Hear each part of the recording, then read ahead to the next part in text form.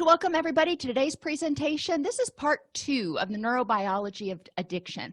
We're briefly going to recap what we talked about in the last presentation on HPA axis activation, and then we're going to move on to what can you do to help people start recovering from the damage that is caused to their body during stress, during chronic stress, during trauma, and during addiction. And we'll talk about why I'm naming off all of those things. There is a very strong correlation between trauma and addiction.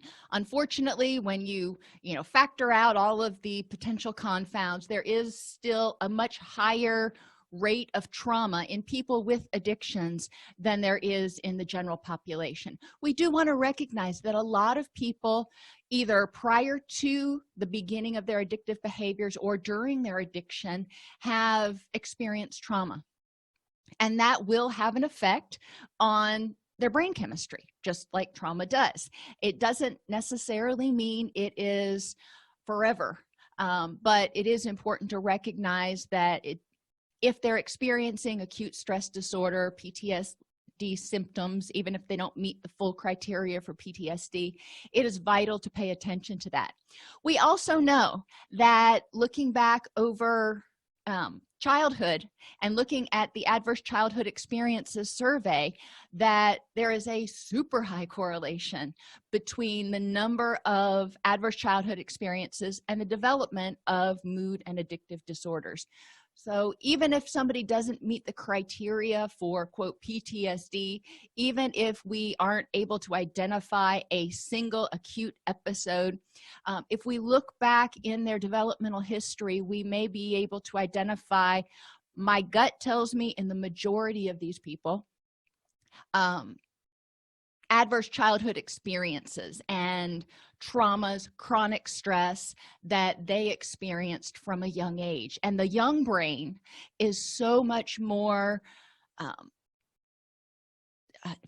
what's the word I'm looking for? Able to be injured, so much more sensitive to chemical changes and neurotoxicity, that in the young brain, we see a lot more physiological changes as a result of stress, trauma, and addiction. People with trauma or addiction show increased emotional dysregulation to general emotional stimuli such as emotional faces. A lot of times when we're thinking about trauma, we are thinking that people will be aroused by triggers and stimuli that remind them of the trauma. And in these 2 particular studies, it indicated that people with trauma tend to be more aroused, more emotionally dysregulated in response to any negative trauma, such as sad faces or sad things that they see on TV. And that's really important to consider, especially now. I mean, think about what it's like when you turn on the TV. It's just doom and gloom and the sky is falling. So that can be incredibly dysregulating to people who have a trauma history, even if it doesn't have any relation to their trauma.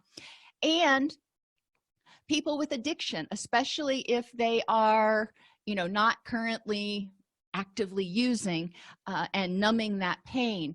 A lot of people with addiction, one of the reasons they use, or one of the reasons they continue to use once they get started, is because of emotional dysregulation. They are just overwhelmed when they start to sober up.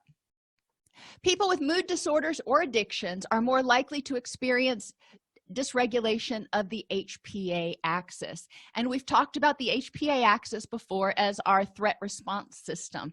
And when people have addictions or mood disorders and they experience more emotion, every time they're emotionally dysregulated, it trips off or activates that HPA axis, and repeated activations of the HPA axis can create toxic environments in the brain that we're going to talk about in a minute.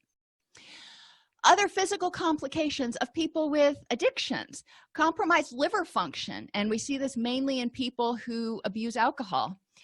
Compromised liver function leads to Problems in metabolism of amino acids. Amino acids are essential to make neurotransmitters. If the liver's not functioning, the body can't make those neurotransmitters that are necessary for mood and all kinds of body functioning, from blood pressure to heart rate to gastric motility. Compromised livers also cause the person to be insufficiently detoxed, and neurotoxins are actually able to build up in the brain as a result of the body's inability to shunt out all of the toxic byproducts that are in the person's system, which creates a toxic environment in the brain. Additionally, when people have compromised liver functioning, and this doesn't mean like end-stage cirrhosis, this means, looking at any time the liver starts to become compromised, you start to see problems, because the liver is so vital in detoxifying the body.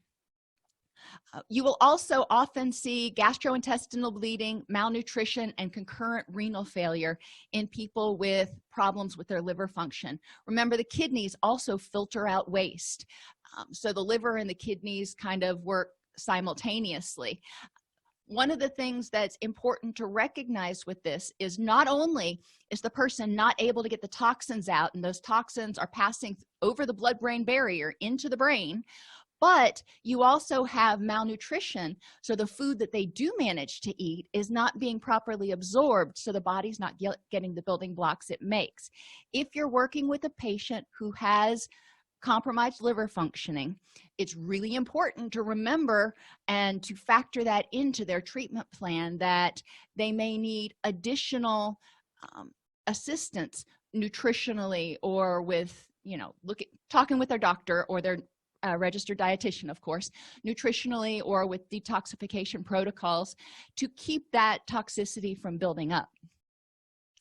People with diabetes who also have addictions or co-occurring disorders do experience some additional complications.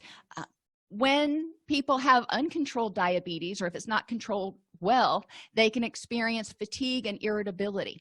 Some of our clients may have uncontrolled or undiagnosed diabetes, and those are the symptoms that we're seeing in them. We also want to look for increased thirst, increased hunger.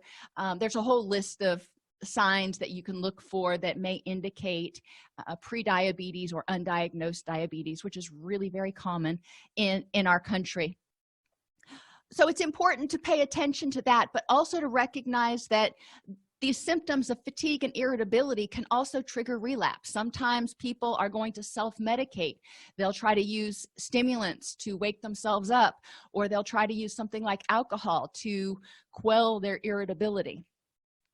Low blood sugar activates the HPA axis. So when somebody is diabetic, they have a difficult time regulating their blood sugar. When it goes low, what happens? The HPA axis is activated, cortisol's released, norepinephrine's released, which causes the release of what? Drum roll, please. Blood glucose. So you can see where it becomes even more difficult for somebody in recovery to manage their diabetes, because stress and that HPA axis will trigger the release of blood glucose, which has to be balanced out with insulin. Substance use itself and detox stress. Remember last time we talked about how when people are going through withdrawal or detox, it triggers the HPA axis, because the HPA axis is saying, wait a minute, I was functioning with all this other stuff coming in from the outside, and I got my homeostasis kind of settled that way. Now I'm not getting it. Now I'm imbalanced again, which is where the cravings and all of the detox symptoms and stuff come from. But that is extremely stressful on the body, which triggers the HPA axis. So whether you're using stimulants and triggering that HPA axis, or you're detoxing and triggering it, the HPA axis is triggered a whole lot more in people with diabetes. So we need to pay attention to that and recognize the impact of detox on their blood sugar, and recognize the impact of their blood sugar levels on their mood and their propensity for relapse. A final issue that comes up with people with diabetes, which isn't so much cognitively connected, but it is important to recognize that people with addictions often have a suppressed immune system and have more difficulty healing from wounds. I mean, their body is just, it's in fight or flee. It's not into, repair right now. It's trying to protect. And people with diabetes also have more difficulty with wound healing. So you put the two of those things together, you may have people that have, it takes them a longer time to heal from wounds. Now, when you think of wounds, you think when you get a cut, when you think when you stub your toe, but you also need to think about wounds such as those internal wounds that are caused by the internal wounds that are caused by using substances and the excitotoxicity from repeated HPA axis activation. And this applies to type 1 or type 2 diabetes. Anytime the body is having difficulty managing that blood sugar level on its own, you're going to potentially have excessive activations of that HPA axis.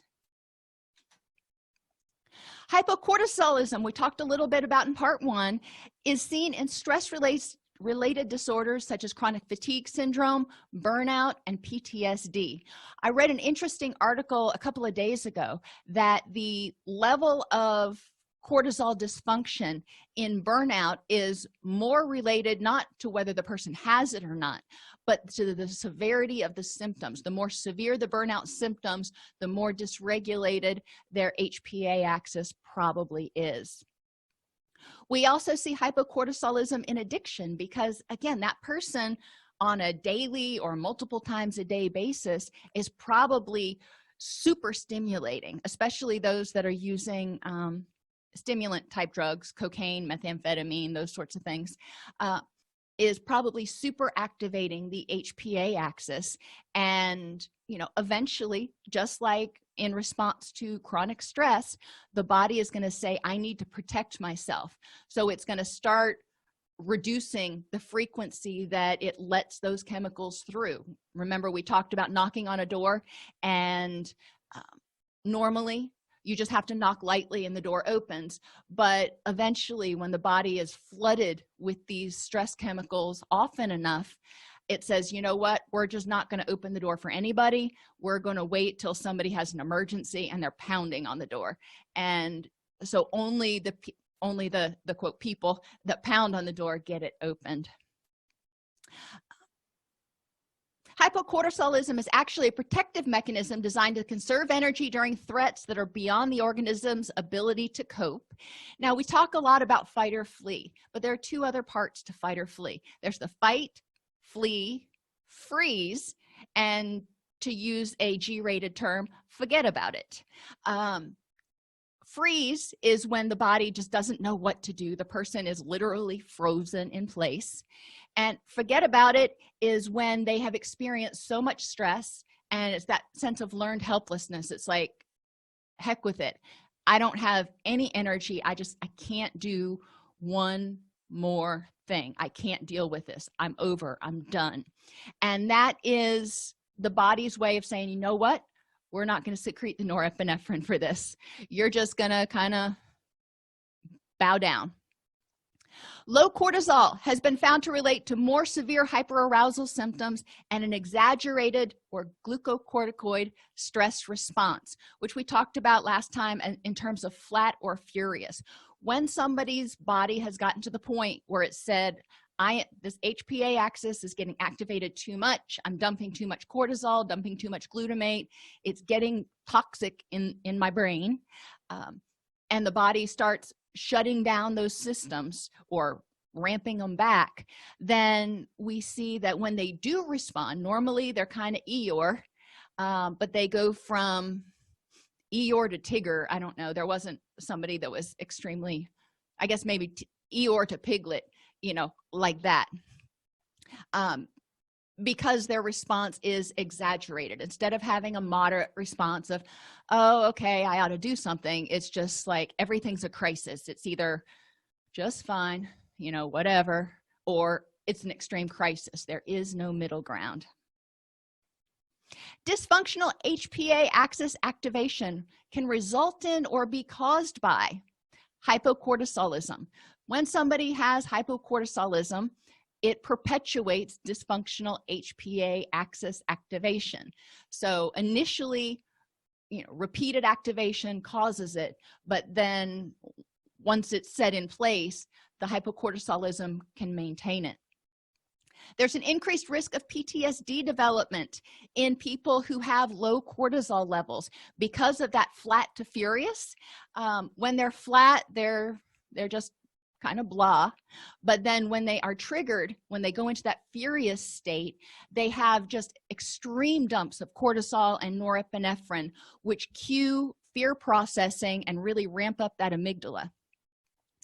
They have people with dysfunctional HPA axis activation can result in addiction relapse if they are feeling furious, if they are getting that exaggerated stress response. They may try to self-medicate their anxiety with opioids or benzodiazepines or marijuana. Those are the ones, sometimes alcohol too. Generally, they're not going to turn to cocaine for this or one of those other stimulants, but it's important to recognize the function of the substance or the addictive behavior for that person. Once they relapse, they are flooding their system with dopamine, flooding their system with other neurochemicals, depending on the substance of choice, which perpetuates dysfunctional HPA axis activation. It causes stress in the system, which perpetuates problems. The development of mood disorders. We know that when cortisol and norepinephrine are released, it reduces certain serotonin, HTP5A1, and may increase serotonin HTP5A2. You don't need to know that for the test, but it increases some types of serotonin, reduces other types, and alters the levels of testosterone as well as estrogen, all of which relate to the availability of dopamine and norepinephrine. So the whole system gets wonky. I mean, that's just the best way to say it. And think of it as, I had somebody who didn't know what marinara sauce was, so I'll use a different example. If you're trying to make soup and you're putting different things in and different flavors in, think of each thing you put in your soup as a different hormone or neurotransmitter, and all of a sudden somebody comes along and dumps a whole bucket of chicken broth in there or something. How does that affect the flavor of the whole pot of soup? Same thing happens when we alter our neurotransmitters. When we have a flood of certain neurotransmitters, how does that affect the quote flavor of the neurotransmitter soup, if you want to think of it that way, in our brain? Does it dull it out? Is it too bland now? Is it too strong? Maybe there's way too much salt. Think about it. I think about everything in terms of food, but we also see abnormal immune system activation. We see more inflammation, which inflammation causes HPA axis activation, and HPA axis hyperactivation causes inflammation. So we see, it causes and is caused by. We also know that inflammation is associated with, and increased allergic reactions are also associated with major depressive disorder, as well as in some studies anxiety. So we're seeing that these mood disorders, because of their effect on the HPA axis and causing that additional inflammation, we're seeing a concurrence of those things, which also means we see a higher rate of autoimmune disorders. We see more irritable bowel syndrome, such as constipation and diarrhea, in people with HPA axis problems, because when you're fighting or fleeing, it's not time to digest. So sometimes things go flying through that system, or other times it just says, what, we're not going to worry about that right now. Think about when you go, your mom always told you not to go swimming for at least an hour after you ate because your body was digesting its food. Well, same sort of thing happens sometimes when we're stressed. the body diverts energy, and it may just say, you know what, not going to worry about that stuff in there right now. There's reduced tolerance to physical and mental stresses, including pain, and they've done multiple studies that have shown that people's perception of pain and goes down as their HPA axis activation goes up, and the more chronic their HPA axis activation, the lower their pain threshold goes. So we do want to recognize that people who are experiencing pain, even if it's idiopathic, there is no particular cause that we can see, they didn't fall and sprain their ankle or something, their perception of pain, their achiness, their joints, those sorts of things, that's real pain that they're experiencing. It's not they're not making it up, and it's important for us to help them reduce their stress levels, calm down, or re-regulate that HPA axis as much as possible so they can stop feeling as much pain. And there's also altered levels of your sex hormones, testosterone and estrogen, which we talked about in the last class, which are both involved in increasing or making available levels of dopamine and serotonin.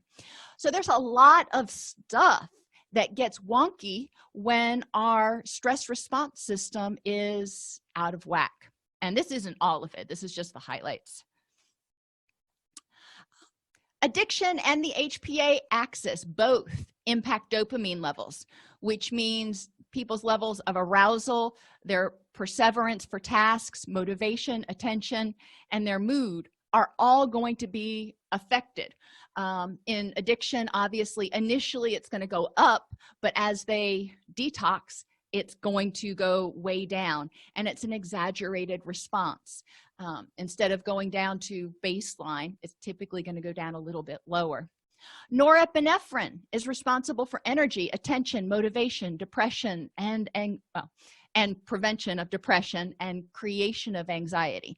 So when norepinephrine levels are out of whack, remember HPA axis causes the release of norepinephrine. So people who are experiencing activation are going to potentially experience sputters in their energy when they start becoming hypocortisolistic. That's not a word, but I'm making it up. But they will also have difficulty in early recovery because they're not having as much norepinephrine now. They're going to probably have problems with energy, attention, motivation, and depression. Now, anxiety may or may not be there. My experience is it's there too, but it's important to recognize the impact of altered levels of norepinephrine. Glutamate provides, remember, energy, but too much of it becomes neurotoxic. When that HPA axis is regularly activated, you're going to have develop a toxic environment, which starts causing death of brain cells, especially in white matter. Now, interestingly, I was reading an article today that has shown that they have seen in people who have extended periods of sobriety that there is some recovery of some of the brain tissue, but they're not sure why it happens, for who it happens, or what to do to make it happen, because it doesn't happen to everybody. The cool thing is our brain does create a lot of workarounds, which is why people who've had strokes are often able to, after extensive physical therapy and stuff, resume a very high level of quality of life. So I believe that most people's brains can find workarounds, especially if they don't have a lot of other concurrent confounding conditions. Addiction and the HPA axis both reduce thyroid hormones. So when that HPA axis is overactivated, levels of T3 and T4 go down, your thyroid hormones. With addiction, we know that the substances themselves can actually create reductions in thyroid and sex hormones. Serotonin. During addiction, depending on the substance, you may see an increase in serotonin, but we know that during withdrawal, when that HPA axis is activated, we see increases in 5-HT2, which is the stimulating serotonin, and symptoms include increases in glutamate, anxiety, and hypertension. And we also see a decrease in what I call the good the good serotonin, the 5-HT1, and people will have increases in depression, anxiety, and pain, because each one is responsible for something slightly different. In people with addiction and trauma, we found that there are decreased peripheral benzodiazepine binding sites, which means GABA isn't as effective for doing everything it needs to do in people who have a history of trauma.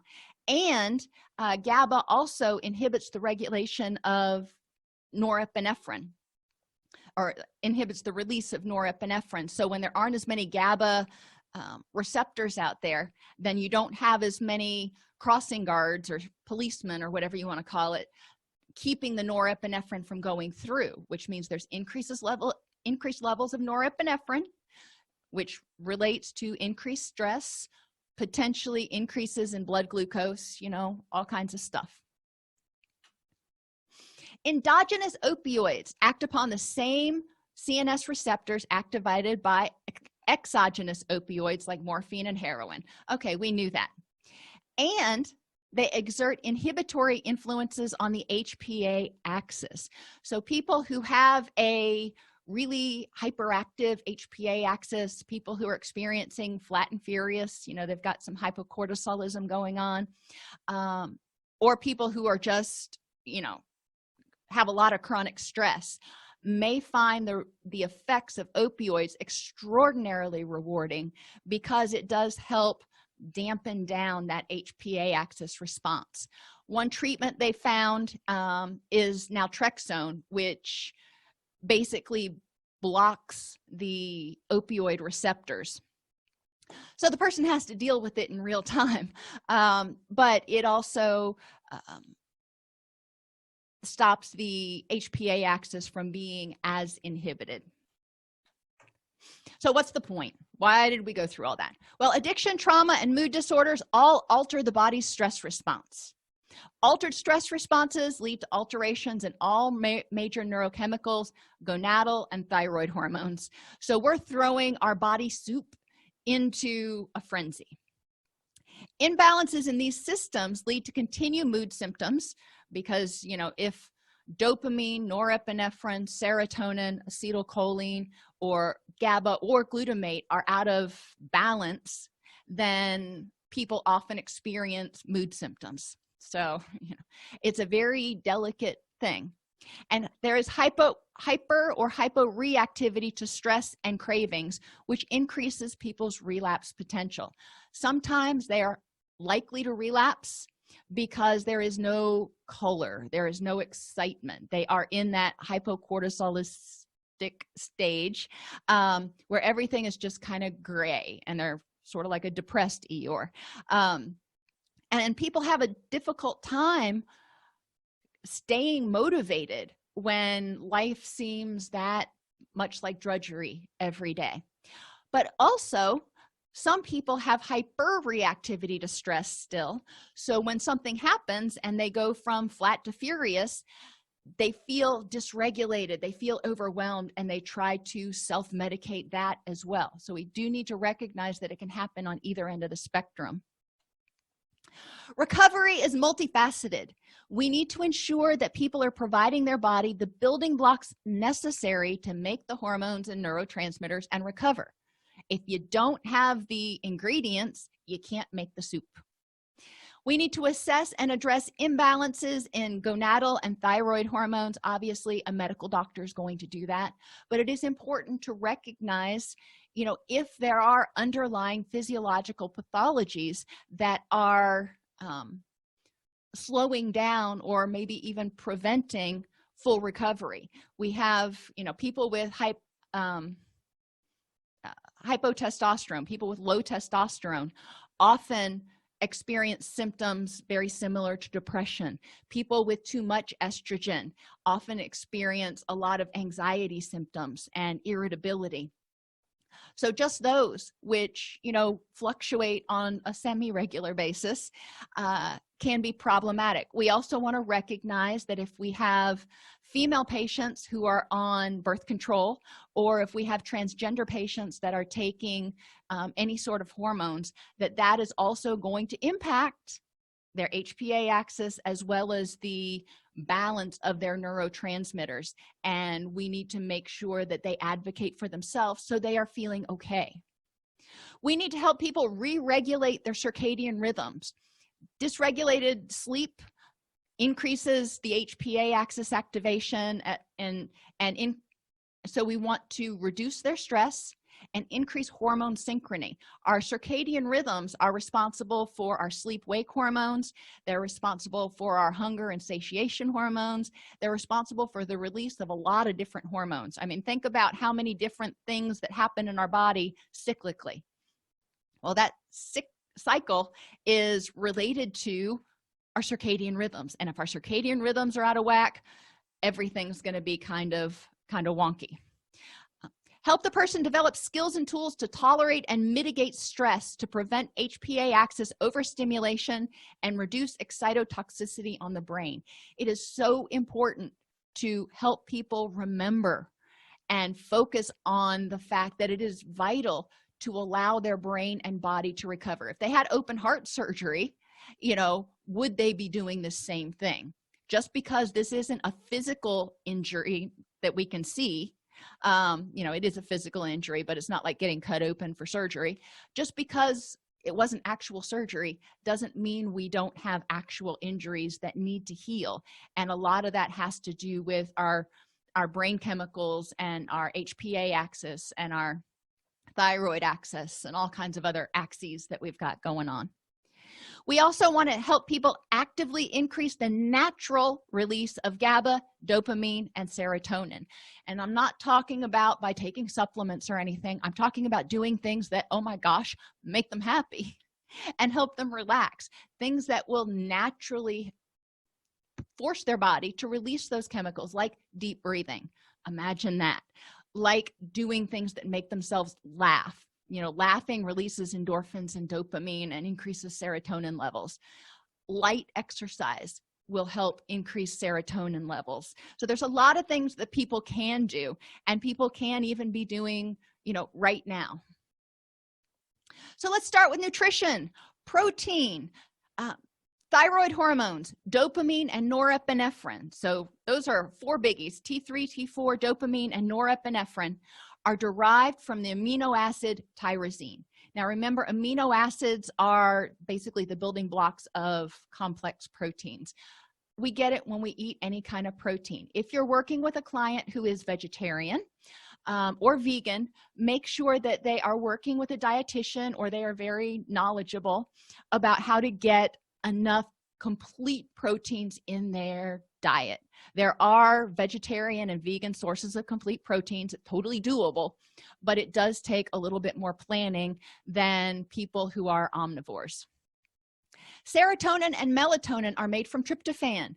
We know serotonin in 5-HT1A is responsible for helping us relax and modulate mood, and 5-HT2A is responsible for, increasing blood pressure, increasing norepinephrine levels, etc. Either way, they're both synthesized from tryptophan. We need to have it. Glutamate and GABA are made from an amino acid called glutamine. All of these are, widely present. You don't need to go digging down. If you're eating complete proteins, you're getting these in your diet. And gonadal hormones, interestingly enough, are made from cholesterol.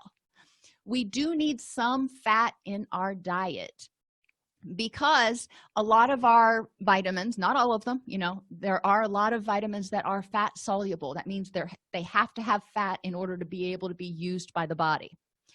Carbohydrates provide energy and increase serotonin and dopamine. And fats provide a lot more energy, increase serotonin and dopamine, and are necessary for fat-soluble vitamin utilization. When we eat carbohydrates and fats, it is hardwired into our brain that causes the release of dopamine and serotonin because it gives us energy for the long haul. They speculate that, back in ancient times, eating those foods, since it was, hard to come by food, those were really rewarding because it encouraged the person to have enough fuel stores to hunt and fight the tiger and whatever else they did back then. Water, simple water, supports chemical reactions in the body. Most chemical reactions take place in a fluid system. So when we're dehydrated, we're keeping those things from connecting as well. It improves cognitive performance and energy levels and helps remove toxins from the body, which contribute to fog and inflammation. So flushing out those toxins as much as possible. Remember that too much water is just as bad as not enough water, because you can actually flush out too much sodium and too much of your other stuff and create an imbalance. So, there is that happy, realistic medium that we want to shoot for, 64 ounces to like 1.5 gallons a day, but much more than that and you start getting waterlogged. Vitamins and minerals found in food equivalent ratios is recommended. When you can get your vitamins and minerals from natural substances, they are so much more bioavailable to your whole system because they're in the proper ratios to be utilized by your body. Multivitamins don't do quite the same thing. Some doctors actually recommend not taking a multivitamin if you're eating a relatively healthy diet. It's important for clients to ask their doctor, should I take a multivitamin, and what should I be eating if they don't know. But colorful eating, having 3 colors at each plate, is helpful because vitamins and minerals are needed for converting fats, carbohydrates, and proteins, our macronutrients, into hormones and neurochemicals, which I will show you right here. Here's one example. This is to make serotonin. You eat tryptophan and it's yummy, but in order to break tryptophan down into 5-HTP, you have to have iron, magnesium, calcium, B6, and folic acid. In order to convert 5-HTP into serotonin, you also need vitamin C, vitamin B6, zinc, and magnesium. So there's a lot of ingredients required for the chemical reactions to make these neurotransmitters. Serotonin is broken down to make melatonin, which helps us fall to sleep. Serotonin is associated with regulating our cardiovascular system, our digestive system, pain conditions, as well as cravings. Low serotonin is associated with cravings for carbohydrates, alcohol, and certain drugs. If somebody is not eating a healthy diet and their body can't get enough tryptophan and break it down to make serotonin, then it may be contributing to cravings and mood symptoms. And we want them to recognize this. A lot of our culture, the majority of Americans, according to one study I read, which, I don't know how, it wasn't peer reviewed, but whatever. We can speculate that it was right, that the majority of Americans have inadequate or imbalanced levels of neurotransmitters because we expose ourselves to so much stress and have, dopamine or not dopamine, but norepinephrine and glutamate dumping multiple times a day because we ingest caffeine like it is going out of style. There are a lot of things we do because we're not getting enough sleep. There are a lot of things we do that cause an overactive HPA axis, which can lead to those neurochemical imbalances. And a lot of us, not all of us, but a lot of us also don't eat a healthy diet. So that's one of the areas that's relatively easy to start improving. Trauma and anxiety and depression are all highly correlated with sleep disturbances. I know that's not surprising to you. Addiction is also highly correlated with sleep disturbances. When people are using depressants, they're often sleeping too much. When they're using stimulants, they're often not sleeping enough, or they're sleeping sporadically. They may be up for days on end. And all of this disturbs not only the quality of sleep, but also circadian rhythms, which we already talked about why that's important. Circadian rhythm disruption impairs sleep quality. If you are not obeying or following good sleep hygiene practices, then you are often undermining yourself and impairing your own sleep quality. Sleep deprivation or impaired sleep quality causes HPA axis activation, worsening of autoimmune diseases, worsening of pain, reduced stress tolerance, and that ever-present adenosine buildup, which is adenosine, remember, is the byproduct from basically from thinking throughout the day that builds up in our brain. And during the night, it gets cleared out. As it builds up during the day, we start to feel sleepier. Adenosine creates what they call sleep pressure. The more that's in our brain, the sleepier we are, the harder it is to focus. So we need to help people recognize that and recognize the importance of good quality regular sleep. So encourage people to stick to a schedule. Create a sleep routine, the same 3-ish things every night. Eat dinner, read a book, or eat dinner, take a shower, read a book, whatever you want to do. It doesn't have to be super involved, but it needs to help cue your body that, hey, it's time to go to sleep. Does that mean you can't stay up for an extra couple hours once in a while? Of course not. That wouldn't be living, but it's most of the time it's important to try to maintain that same sleep routine. Like, I know a lot of people right now, especially youth, are sleeping in until 10, 11, noon, and it just makes me shudder to think about how that's disrupting their circadian rhythms and what the fallout of that might be when they eventually do go back to school, whether that's in a month or 4 months. Reduce things that wake you up, and each person needs to figure out what that is. Light. If you have light coming in your bedroom, I know occasionally the moon will shine in through the blinds in my room, and even though I have the blinds closed, enough of it comes in and it's that bright blue light that it wakes me up. So I sleep with a sleep mask on, just for that. Noise. And this can be, and I'm sorry for y'all that snore, but it can be your partner. If your partner is snoring loud enough to pull the paint off the walls, that could be disrupting your sleep. So considering whether you want to use earplugs or noise canceling headphones, what you need to do so you're getting good quality sleep. A CPAP machine can be helpful. I know one person whose spouse got a CPAP machine, and she said the noise from the CPAP machine was almost as bad as the noise from the snoring. So you got to figure out what works for you. Sleep is so important. Allergies. If you're allergic to the cats, don't let them sleep on your bed all day long. I'm guilty. And dogs.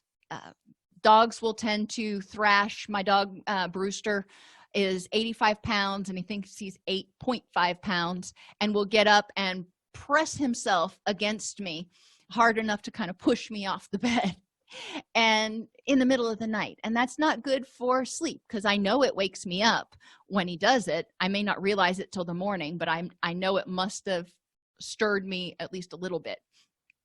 So anything that you can identify in your sleep routine, in your bedroom, that keeps you from getting good quality sleep. Engage in relaxation activities before bed. Explore guided imagery. There's lots of recorded guided imagery scripts on YouTube and online that you can find. Same thing with progressive muscular relaxation. There are scripts, there are YouTube videos that'll walk you through it. Anything to help you calm your mind as well as your muscles is really important. Cooling down. Our body has to cool down to go to sleep. So getting in the hot tub, taking a sauna, taking a super hot shower right before bed actually works against you, according to the research. you judge for yourself, but it is recommended that you do something that helps you cool down before bed, and make sure you kind of stay cool, dress coolly, and pay attention to, you know, whether you've got too many covers or whatever. Do pay attention to sleep ergonomics. You want to make sure that your spine is in alignment, which often means they have little pillows if you're a side sleeper, for between your knees and for your neck and all those sorts of things. But it does make a difference if you are comfortable. You don't want to wake up with a kink in your neck, and you certainly don't want to be inadvertently tossing and turning all night because you're uncomfortable. And finally, reduce caffeine 6 hours before bed, because it takes about 12 hours to get out of your system, and reduce nicotine at least 2 hours before bed, and have a blood alcohol concentration of 0 at bed. Now, if you're working with somebody who's in recovery from addiction, hopefully they won't have any alcohol in their system ever. But it is really important, because alcohol greatly impairs sleep in the last half of the night. And it also slows respiration, which makes sleep apnea worse in the first half of the night for people who have sleep apnea. Ideally, you want to reduce caffeine 12 hours before bed, but that's not practical for most people. So at least 6 hours is a good happy medium. Get a physical. Addiction and mood disorders are stressors on the body and can cause or worsen stress-related illnesses, which lead to continued activation of the HPA axis. Stress-related illnesses include cardiovascular issues, especially high blood pressure. Remember, serotonin and norepinephrine and glutamate all increase blood pressure. Blood sugar issues, especially related to prediabetes, diabetes, back and neck pain, migraines and headaches, polycystic ovarian syndrome, which is caused actually after there's a bunch of somebody's under stress for a while. When people develop hypocortisolism, they also often develop polycystic ovarian syndrome, which is an interesting correlation, and you can read about why that happens. But just know there is a correlation, which means their gonadal hormones, their estrogen levels, are completely out of whack. And you know, it would be helpful for a lot of reasons probably for them to see a doctor. With PCOS, women start to lose their hair, they get a lot of facial hair, they gain a lot of weight, they start to get a much oilier complexion. You know, the side effects of PCOS are not pleasant, so getting that addressed can also be a huge help to somebody's energy levels as well as their self-esteem. Low testosterone, many cancers, and low thyroid are also associated with consistent stress. For coping and prevention skills and tools, now y'all know most of these, so I'm just going to kind of hit them really quick. Evaluate their physical, affective, cognitive, environmental, and relational causes of stress. Just go through them one by one with the person to figure out what is causing stress for you right now. Identify any that can be prevented, and then mitigate the rest of them. Encourage them to learn mindfulness skills so they become aware of when they're starting to feel stressed before they go into a full-scale HPA axis activation, fight or flee sort of thing. If they notice what's going on, and they notice, better yet, ahead of time, they notice that, okay, I know this situation might be stressful for me, then they can mitigate that ahead of time with guided imagery, with mental rehearsal, distress tolerance skills. There's a lot of things they can use. Psychological flexibility will help them deal with life on life's terms, because you know, life is unpredictable and people need to be able to deal with it as it comes and not get triggered and hyperactivated you know, multiple times a day. We need to help them figure out when something happens, how can they take a breath and literally use that belly breathing to start getting the GABA released, and what can they do in order to turn their mind so they're not stewing on something that is causing them extreme distress, so they can get into their wise mind and focus a little bit better. And then address cognitive distortions. Finally, actively increase the natural release of GABA, dopamine, and serotonin. Some easy ways to do this. Physically, sunlight helps increase the release of neurochemicals. We know there's a lot of receptors for vitamin D in the same area of the brain that there are a lot of serotonin receptors. They're not sure how they're related, but they know that there's a strong correlation. So sunlight can be good. Exercise, light exercise, not anything that's going to trip out your adrenals, but light exercise, walking, gardening, cleaning, house cleaning, whatever it is you like to do. Even once restrictions are lifted, when you can go, if you can go to the mall and just walk around, anything like that can help reduce cortisol levels. Massage, that helps relax the muscles and releases calming, relaxing neurotransmitters. And you don't have to necessarily go somewhere and get a massage. You can get one of those shiatsu back pillow seat things. You can find something that works for you, that helps you feel a little bit relaxed. And then just relaxation exercises, whatever works for the person. Encourage them to try a multitude of different things. You can go online and search for relaxation activities, and you'll get hundreds, and just start picking from them. Try one each day to figure out which ones work for you. Affective, encouraging people to do whatever makes them happy, curious, or enthusiastic. Even whatever it is. Watching videos, I know I play videos for you guys before class. Anything that makes you happy or laugh. And Pat points out, back to physical, that reflexology is also a technique that can be used, and you can look online and find techniques for reflexology points on the ears, on the hands, on the feet, and you can do them for yourself. Sometimes you can use your own hands, or you can use the you can get little balls or the little rolly things, foam rollers, in order to help with some of that deep tissue massage and even some reflexology points.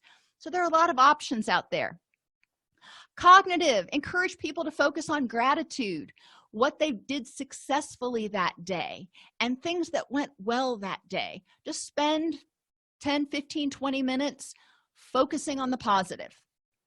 Environmentally, encourage them to pay attention to smells, sights, and sounds. What can they do to make it more pleasant? And relationally, encouraging them to connect with positive people. All of these things will help dampen that HPA axis and help bring out the calming chemicals. Remember the analogy I used of the bath the last time. If you are running hot, if you're anxious, you have anxiety, agitation, any of these things that increase the release of GABA, dopamine, and serotonin is like turning on the cold water to cool it off, so it's not too hot. It's not burning you anymore. Recovery from addiction and mental health issues requires attention to the whole person in the environment. For brain chemicals and hormones to rebalance, the body needs to have building blocks. You got to have good nutrition, water, and it needs protection from repeated HPA axis hyperactivation from pain, sleep disturbances, circadian rhythm disruption, hormone imbalances, illness, stressful thoughts, environmental triggers, yada, yada, yada. The list goes on. But it's important that people figure out what is causing my stress response to kick off, and what can I do to improve that for me. And in this context, right now, what people are doing is very different maybe than what they're going to be doing a month from now. But right now, while they're on quarantine, there may be a lot of additional stressors because they're starting to get restless. Are there any questions?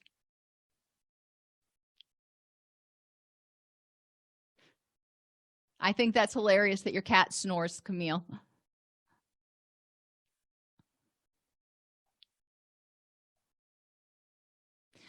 So in addition to our regular, cognitive, behavioral, humanistic, existential interventions that we do, we also do need to remember to pay attention to other things that might be causing the HPA axis to overreact and cause imbalances in neurotransmitters.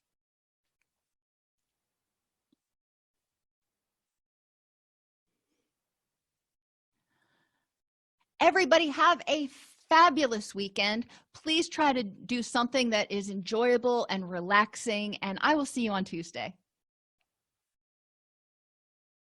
Between writing notes, filing insurance claims, and scheduling with clients, it can be hard to stay organized. That's why I recommend Therapy Notes. Their easy-to-use platform lets you manage your practice securely and efficiently. Visit therapynotes.com to get 2 free months of Therapy Notes by just using the promo code CEU when you sign up for a free trial at therapynotes.com.